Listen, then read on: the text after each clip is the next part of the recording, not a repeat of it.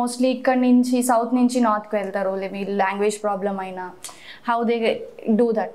Yes, so ఇక్కడ simple logic అండి. So the thing is that మీరు చెప్పినట్టే ద కంప్లీట్ మీడియం వచ్చేసరికి ఇంగ్లీష్లోనే ఉంటుంది. అండ్ ఇంకొకటి ఏంటంటే ఫ్యాకల్టీ వైజ్గా చూసుకుంటే జిఎల్ఏ యూనివర్సిటీలో మోర్ దెన్ 75% వచ్చేసరికి పిహెచ్డి హోల్డర్స్ మాత్రమే ఉంటారు. అండ్ రీసెంట్గా Stanford university which is the second popular university in India, second highest rank in world. So Stanford university నుంచి జిఎల్ఏ యూనివర్సిటీకి 19 ఫ్యాకల్టీ మెంబర్స్కి ఏంటంటే టాప్ 2% ఆఫ్ ది వరల్డ్లో మన ఫ్యాకల్టీ మెంబర్స్ సెలెక్ట్ అవ్వడం జరిగింది. అండ్ ఇదే కాకుండా ఏంటంటే మీరు కామన్గా చెప్పినట్టంటే లాంగ్వేజ్ వచ్చేసరికి ఇంగ్లీష్ అండ్ హిందీ ఉంటుంది. అండ్ మీరు కామన్గా చూసుకుంటే మన స్టూడెంట్స్ ఇక్కడ నుంచి ఇప్పటివరకు తెలుగులో కొంచెం కమ్యూనికేట్ చేసుకొని ఒకేసారి వెళ్ళి హిందీని అడాప్ట్ చేసుకోవడం కొంచెం టఫ్ ఉంటుంది.